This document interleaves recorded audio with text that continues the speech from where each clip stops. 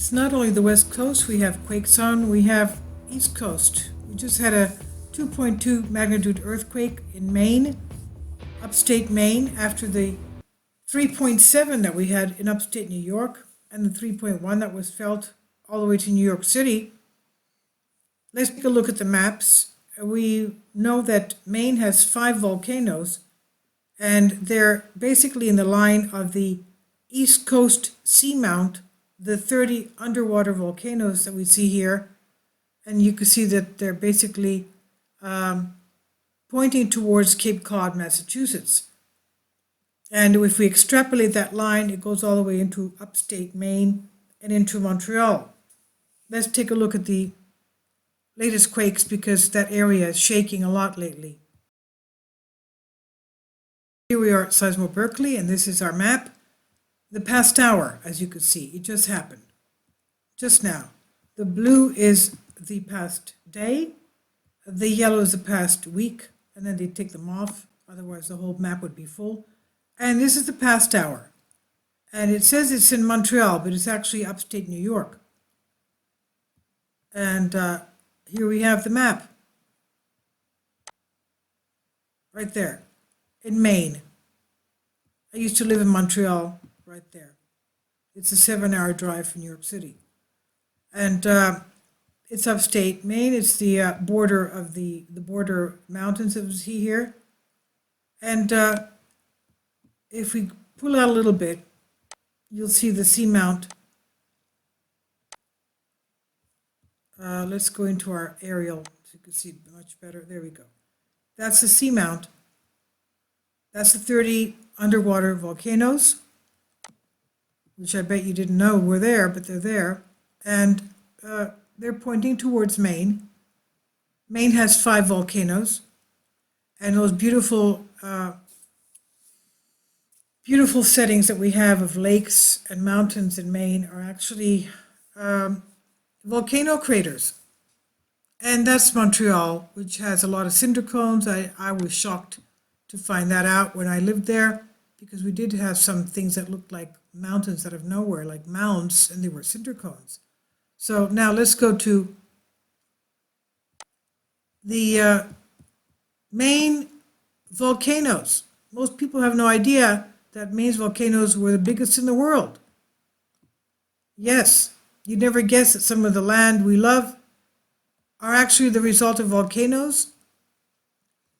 Eruptions this size have not been seen in a very long time. The most famous examples, 2.5 million years ago, considered recent in geology, blew up the entire island in Indonesia. To think that Maine experienced this type of seismic activity is pretty crazy. And this is what they look like. They found at least 4 of them in a 100-mile long coast of Maine. There you go. Look at that. There you go again. Isn't that beautiful? Calm quiet, Il Oho, actually exposes the heart of caldera-forming volcano. Look at that. Caldera-forming eruption caused the earth to spew the lava, volcano magma chamber, leaving a huge hole in the ground, as this one here. Evidence of eruptions found in the rocks of Portland Head Light. Isn't that beautiful? Look at that. The rocks pictured are from the Cushing Formation, 471 million years ago. And Maine volcano eruptions created the Cushing Formation. That happened before the existence of Himalayas and even the dinosaurs. The volcanoes are now eroding, gone, but visitors can still see things like rocks joined together around the edges. Of course, that's not Maine, that's Hawaii, obviously. Cranberry Island also shows signs of volcanic activity in the form of 2,000-foot thick layer of welded tuff.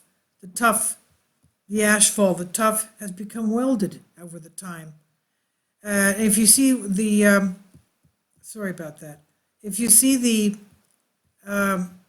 latest video I had on Yellowstone, how the geyser sediments, that white stuff that comes out, the silica that comes out from the hot water that melts the rocks and the silica comes out. It looks like snow over the geyser basins. It's not snow, it's actually the residue that comes out with the water. Well, that turns into opal. And after a while, it turns into quartz because the water gets squeezed out as the crystals over a long period of time take their formation. And I didn't even know that's how quartz was made. Quartz was made from geysers. Can you imagine that? And I guess some other, I don't know what otherwise, but this is what we found out today in Caldera Chronicles. So this is what the tuff has become welded, as you can see. Okay, so going back to our map, let's go to the Canadian map, because that shows a lot more here. That's the 3.7 that I was talking about, March 11, depth of 18 kilometers. That's upstate New York. Upstate New York. These are today's, the red are today's. You can see that's north of Vancouver Island. But let's go into the East Coast a lot more. As you can see, the activity here. Okay. New York. That's around Albany, I guess. Where is that? Schenectady. Okay. Schenectady. All right. We'll explore, that's Pennsylvania. Okay. Schenectady, Montpelier. All right. So that's the one that we had that was 3.7. I guess, you know, sometimes the Canadians have it bigger, larger than the USGS. This was the 3.1 offshore Maine. So you can see there's quite a lot of activity. Laval, that's in Montreal, northeast Montreal. Okay, that was the 3.2. And you can see that it's quite active. That's another 2.2. But, sorry, we're here. Okay. So this area here is pretty active. Because this is the, I don't know what's going on there. How can we know what's going on there? They don't monitor the East Coast as much as they do on the West Coast. They know a lot about all these volcanoes and San Andreas and everything being there. They don't show us that much about the East Coast. And people in New England say, and its geological extension southward through Long Island, have felt small earthquakes and suffered damage from infrequent larger ones. Since colonial times, moderately damaging earthquakes strike somewhere in the region every few decades, and smaller quakes are felt through roughly twice a year. The Boston area was damaged 3 times in 28 years in the middle 1700s. And New York City was damaged in 1737 and 1884.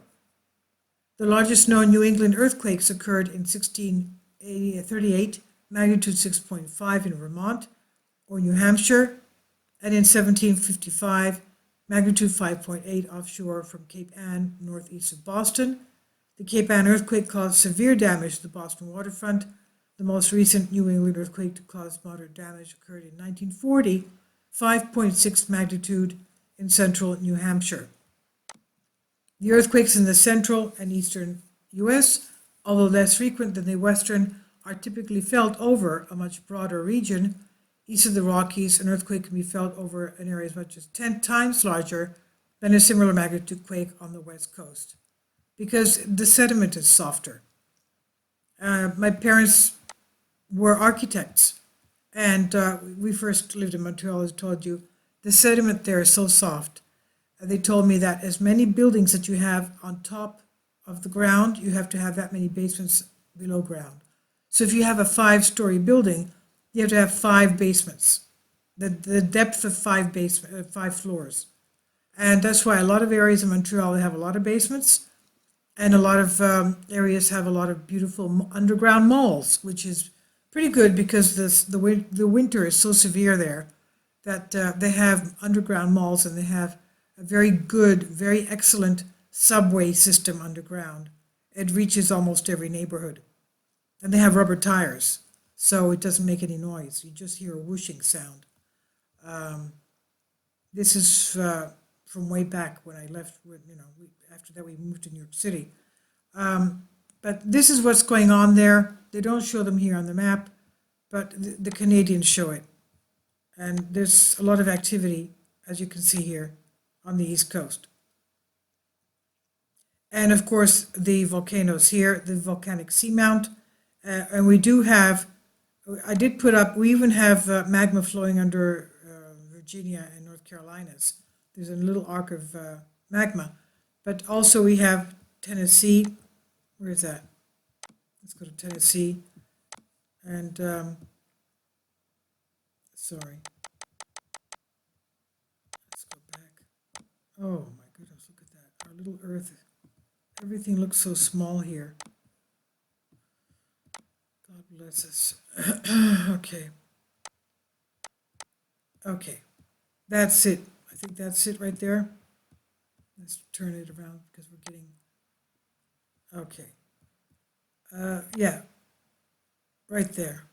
Jacksonville, Mississippi, yeah. That's a volcano, the Coliseum, Jacksonville, Mississippi volcano.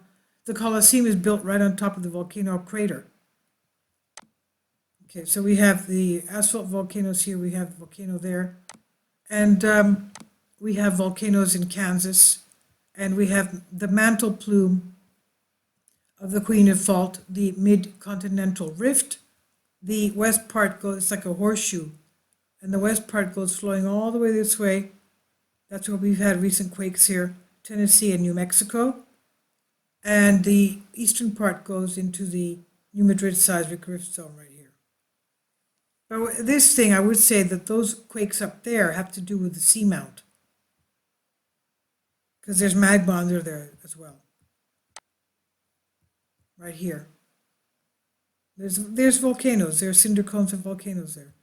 Of course, a lot of us don't realize that, but they are there. So please be very careful and alert, because we did have that one was felt all the way in New York City.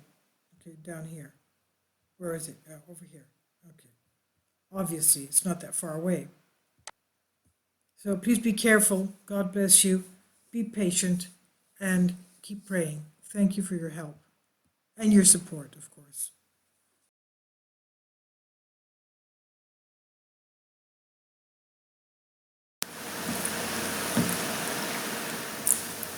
If you'd like to join me on my Patreon account, you will hear content not covered by mainstream media.